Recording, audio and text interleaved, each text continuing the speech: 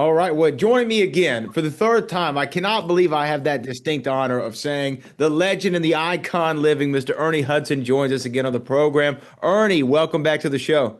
Well, thank you so much, and the legend, icon, all that. It's always fun to hear, but thank you. I'll just say thank you.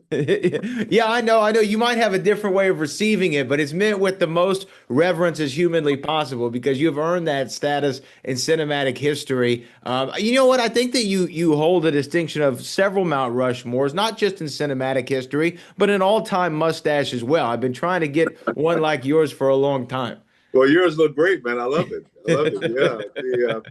I every time I cut it off, I feel like I'm missing something. So somehow it's become a part of me, and I guess the work as well. Yeah, it really has. Before we get into some of the amazing projects that you're working on, last time I spoke to you, I think I mentioned one of my co-hosts on my radio shows, Booker T, the pro wrestler, and I Yeah. think he told me that y'all finally got to meet one another. Yeah. How did that go? We finally met. I've been hearing so much about him over the years. I'm not a wrestling fan. I don't watch it, so I had no idea who he was. I was in Jamaica and people were just running up to me going, Booker T, Booker T. And, but we finally met. He's a great guy. Met him and his wife. And uh, I didn't see how we looked like, but something, I think maybe something in a person's persona, people connect.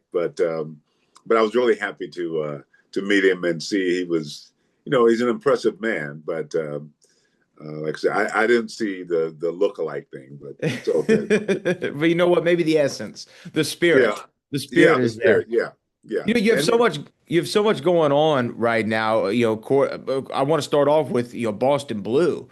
A yeah, big network show spinoff, obviously of Blue Bloods. How are you feeling about this show? This is kind of a big deal. yeah. I feel great. I've been a fan of Boston Blue, not Boston Blue, but Blue Bloods. In fact, I did an episode of Blue Bloods. Donnie Wahlberg, I think, I may be wrong, but I think the first acting job he had, we did a movie together.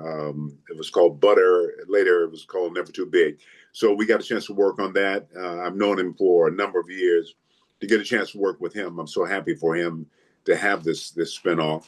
But and even though it's a police procedural show, I play a Baptist minister of one of the oldest Black churches in the country, and it gives a different perspective from the community. You have the police, and the families entrenched in the police department, but also from where I'm coming from, it adds a different layer to it. So it's very exciting. Well, when you talk about that special relationship or just that relationship in general between the church and the community and also the policing of the community, what do you mean exactly about the relationship and the dynamics the show is going to explore? Yeah, well, I think a lot of the police shows, it shows, the difficulties of policing, trying to be fair, trying to, balancing, but, get justice. But also sometimes within the community, they see it from a whole different perspective. And especially when, police sometimes come down very, very hard without taking a lot of factors into consideration. And I think sometimes the community needs someone to champion for them because it's the letter of the law, but it's also what was the other term? But it's that balancing and that perspective that sometimes need to be there. We judge sometimes very harshly, and I think communities, certainly communities that are considered disadvantaged, need someone to speak on their behalf, someone who be heard, because sometimes you feel like you're not. You're just a victim of the system. So it's nice to be able to bring some of that and to represent the people from a different side, because all of it should be you know should be considered. It all should be considered. Perspective is such Yeah. amazing thing if you're able just for a moment to put Yes. yourself in somebody else's shoes. Yes. It can Yes. change the entire world. Exactly. And I think so that my character, he sort of represents that humanity that we all share in common. Sometimes it gets easy to kind of forget because we want to judge people. And when we do that, we sort of separate them. They're not like us. They deserve this. And it becomes, but when we realize that, we're all in this, we're all so much alike. But sometimes we need to be reminded of that because we want to sometimes just exclude a whole swath of the population and just say they all deserve this or whatever. Um, and I think it just needs to be heard, And then I think if you can do that in television, I don't know what the end result will be, but at least it's expressed and it's out there. So Well, Marshall McLuhan said the medium is the message, and television is such a powerful medium to be able to convey something like that. I yeah, think that this is a great show to do so. And you are right. The segmentation of how we are as people is weird sometimes. Like I'm from Texas, right? But I'm right. sitting here in Houston. Well, I might not like someone from Dallas, but we're still both from Texas. And then in Houston, it's like, are you on the north side of town or the south side of town? Yeah, What street do yeah, you live on? Is it odd number house or even number house? Like it can keep getting down like that. yeah, And you're yeah. right, we're all the same. Yeah, we're all the same, even within our families. It's like, yeah, well, but we're related, but he's not like us. He's different. I deserve more, and he, whatever. We get into that, and sometimes we just need to be reminded. We used to do in churches, but sometimes even within churches, it's those going to hell and those going to heaven, and there's a big separation. So, so I think it's but I think sometimes when we let go and we can actually see that reminds us. We see ourselves in someone. That's why I did a show before this show called Quantum Leap, and that's what I loved about that show because it gave a chance to sort of step into somebody else's world and see from that perspective. Um, but it's and also on this Boston Blue, it's my daughter who's a DA and my granddaughter who's a police captain and another granddaughter who's a detective, and then my grandson is a rookie cop. So you get that sort of family, but they're all Jewish. My daughter married a Jewish man, and they're Jewish, and I'm of course Baptist, and then Donnie Wahlberg is Catholic. So you get a kind of interesting mix of perspectives just within that. So that's always fun too. Yeah, yeah. The religious dichotomies within a family unit is interesting because Yeah, myself, I'm a Christian, raised Christian in a Baptist church, no less. My wife was raised Muslim, and she's right, right, Arab, and knowing just the differences in those dynamics and those conversations can be interesting. Let me tell you. right. But let me Yeah. ask you this: with that family dynamic on Boston Blue, how does it juxtapose to the Duncan family? On family business because you're really on two different sides of the aisle there. Yeah, yeah. The Duncan family, I mean, I think they're the ultimate American family. They see things a certain way. I don't necessarily agree with that perspective, but I get it and I understand how you can get to that. But what I loved about family business and the reason I did the show is there is a family dynamic. For me, families are fascinating. I didn't know my mom or dad, and so how families kind of connect together. Even within my own family, I have four sons from two different marriages, but how we connect and how we relate and how we hold it together and how we sort of separate, and it's really. But in family business, it's no matter what they're doing, the heart of it is the family, and of course, in the sixth season coming out, the family breaks apart and people go off in different ways, and it's not the way you planned it. I have great grandchildren, and sort of their lives are not what I imagined my great grandkids would be, but it is, and so you have to, come to peace with that. But family businesses, they're determined to have the American dream at whatever cost, and it's fun for me to not just to play it, but also to watch. Carl Weber has a series of books on the family business. He's a prolific writer, and the stuff he comes up with, I'm always I'm always fascinated with. I really enjoy the show, and I enjoy the cast on that. Very very different, like you said, than Boston Blue, but definitely a lot of fun. Well, I mean, just you're between that and Quantum Leap and in Boston Blue, Family Business, Quantum Leap, and Boston Blue. I mean, it is you're really playing in a lot of different genres, and I guess do you still feel like you want to push yourself as an actor to be able, because that's your job, right? Is to act, is Right. to inhabit these characters, but you live for the challenge a little bit. Yeah, I think for me, and in fact, that is maybe the ultimate problem that I have at this stage of my life, because suddenly I wake up and people are reminding me that that I'm turning 80 years old, and I go, well, yeah, but I still haven't. I mean, I still want to do. I'm an actor, and for me to find that role where I'm um, demanded to bring my best, to show up.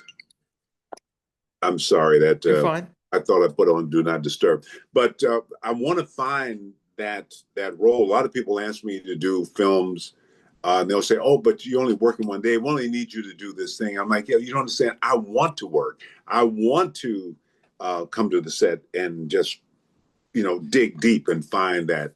Um, and of course, as you get older, then people keep sending you the grandpa roles, and so but that's the challenge, and that's what I've looked for my entire career. Never quite. I did the Great White Hope on stage back 40 or so years ago, and that really demanded everything. And sometimes you find it on stage more so than in film, because in film you can do as many takes as you want. Nobody knows. On stage, you have to show up and be in the moment. But that's kind of what I've been looking for in film and television, and never really found it. Um, there's some roles that are better than others, but how Jamie Foxx when he did Ray, to me that must have taken everything to kind of be centered in that character for that time and bring that to screen. I still haven't found it, but the moments I have, I try to enjoy it as much as I can. But isn't it like the chase kind of what makes it so sweet? Is like, I remember Matthew McConaughey when he accepted his Oscar, he said that his idol is always going to be himself 10 years from now, knowing that he'll never achieve it, but he's still always the chase to try to find it. Yeah, I think so. Maybe that's why I work as much as I do. People say, "Well, you can take some time." Like, well, yeah, but I'm maybe in this thing, if we can, find something as a little, yeah. I think it's always sort of looking, searching, um, stumbling upon something that opens doors, and forces you to see, like I said, from a different perspective. There are other worlds. And without that, I don't know how I'd find that in something else. Which is kind of, I mean, I don't have a lot of hobbies. I know sometimes people can take a hobby and sort of, dig into that. But all I know is work. So.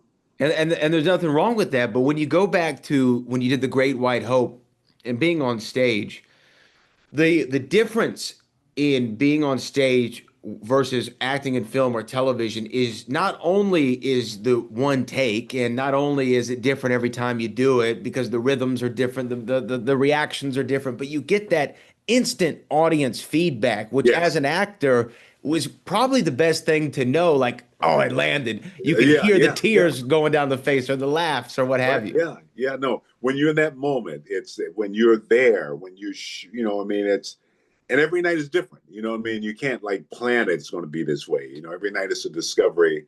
Like I said, the reaction maybe is slightly different than last night. So it requires, that's what I love about stage. Sometimes in acting in the moment and the people you're working with, but that requires so many people who contribute to your performance. I mean, the film, I mean, the cinematographer, all that stuff, the music that they lay in. I mean, that you have no idea when you're doing it, but there is something there that when you're engaged. When you've tapped into something. You also know when you're forcing it. You're trying to, but it's not there, and you hope. That's what being a professional for me means, that even if I can't feel the spirit, I have enough to to make it the best that I got. You know what I mean? That is okay. Yeah. Uh, but sometimes there's something that transcends and takes over, and it's a discovery for you as well, and you kind of go, yeah, that's a great feeling. Well, it's like the wind, right? You can't see it, but you can feel it and you know it's Oh there, yeah, yeah, you yeah. You know? know it, yeah. And it's a witness, and in the world witnesses it with you. When you're on stage and you can lock into that, like you say, I'm just it's kind of all encompassing, and everyone shares that with you in a strange way.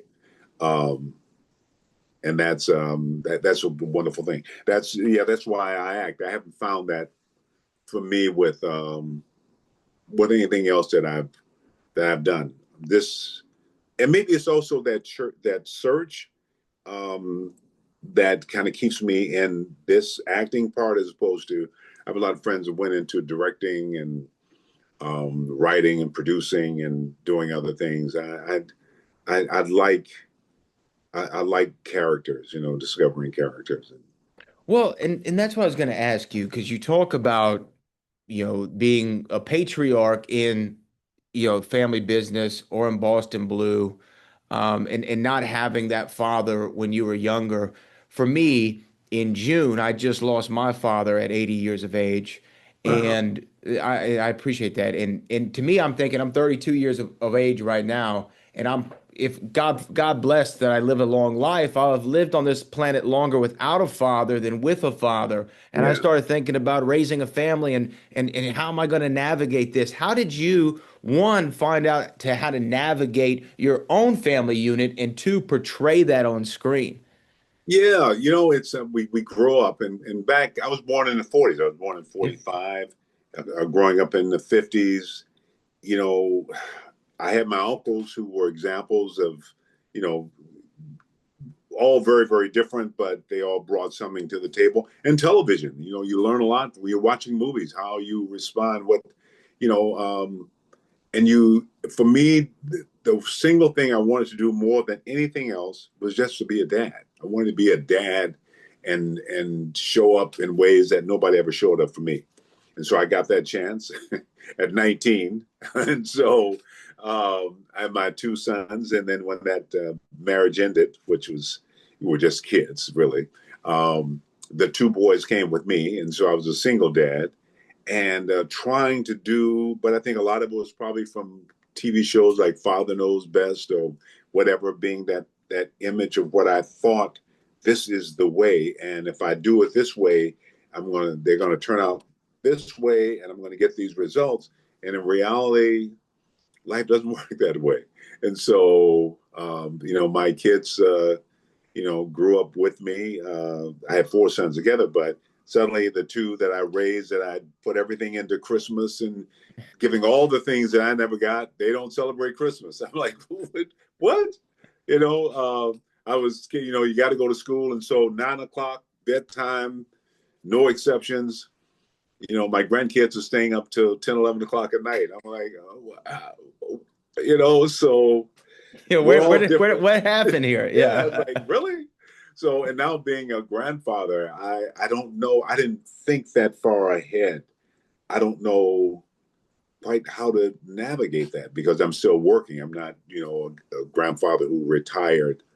They live in different places, so they didn't grow up around me, and so it's difficult, to want to show up and be the best grandpa I can be. But on the other hand, I don't know what that looks like. I had an idea of what being a father would be, but this stage, I don't know, and grandkids say, Grandpa, I'm going to come and I'm going to spend the whole summer with you. And I'm like, I got to go to work. So, Grandpa's still working. All right, yeah, Grandpa's still working. I still got a job to do. I can't hang yeah, out on summer, But wait, and you know what? I think in what you just said, I think I finally found the you and Booker T connection because just to give you some information on his biography, lost his father when he was 10 months old, his mother when he was 13, had a uh, child at 19, and was a single dad at 22, and had to navigate his own entertainment career at that age. right.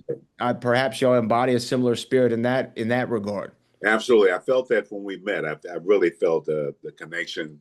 It was so nice it's just nice to meet good people, but I definitely felt that common denominator there that we, that we have navigated this life. And it's wonderful. It's wonderful to meet him.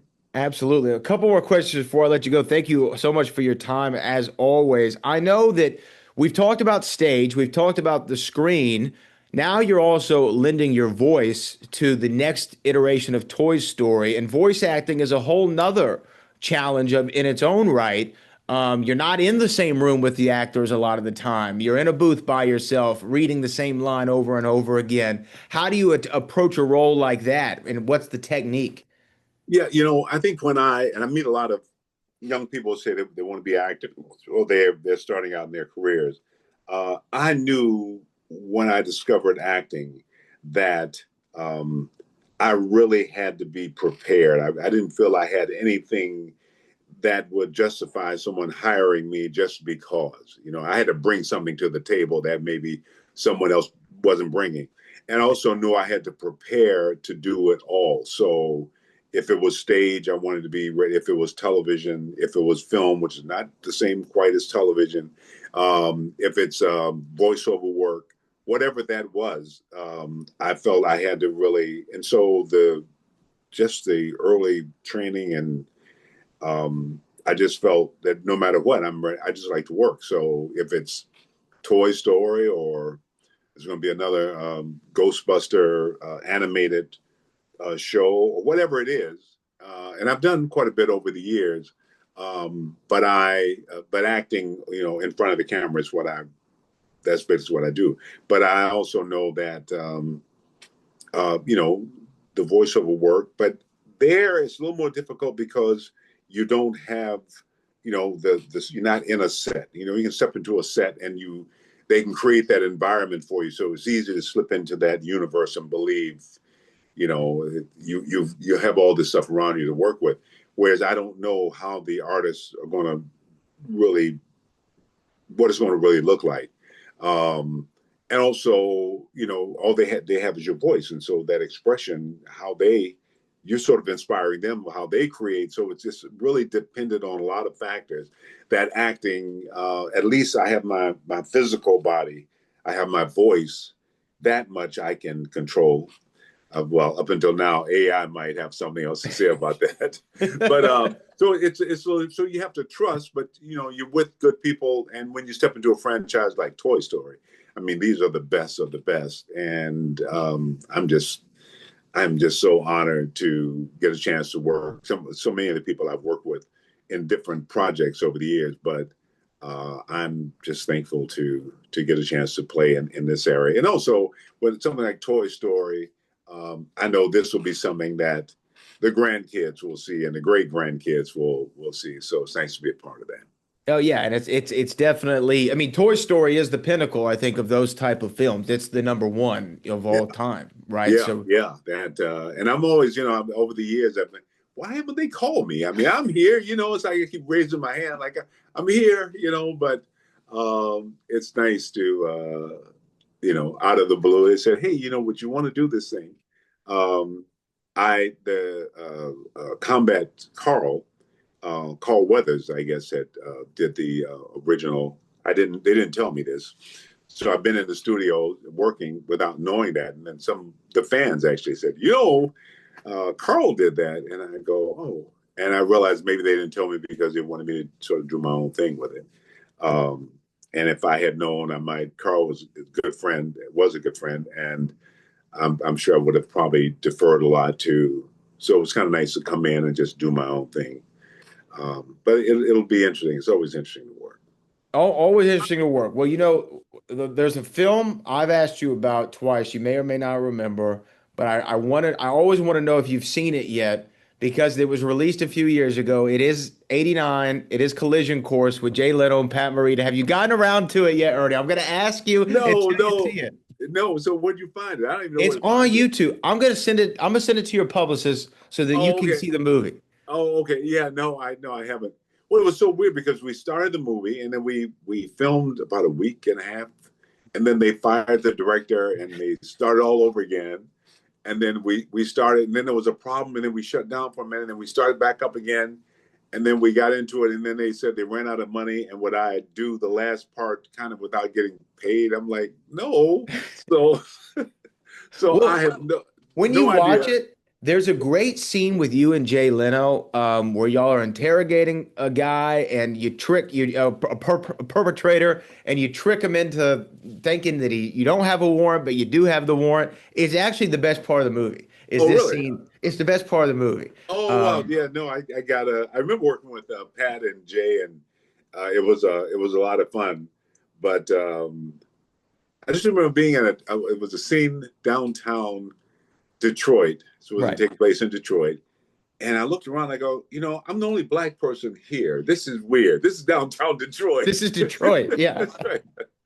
But no, I'd love to check it out. So yeah, send it to me. I'll send it Right. along. Mr. Right. Hudson, it is such a treat to talk to you every time. You're full of so much wisdom. You've given us so much great content over these years that I've watched umpteenth amount of times. I'm excited about Boston Blue. I'm excited about Toy Story 5, family business, everything you got going on. It's just such a pleasure. Thank you. Well, the pleasure is mine, man. I really appreciate you. So just the best of everything, man. I really appreciate you. Thanks so much, Ernie. All right. Take care. All right. Thank you. I really appreciate you, sir. All right. Bye-bye. Bye.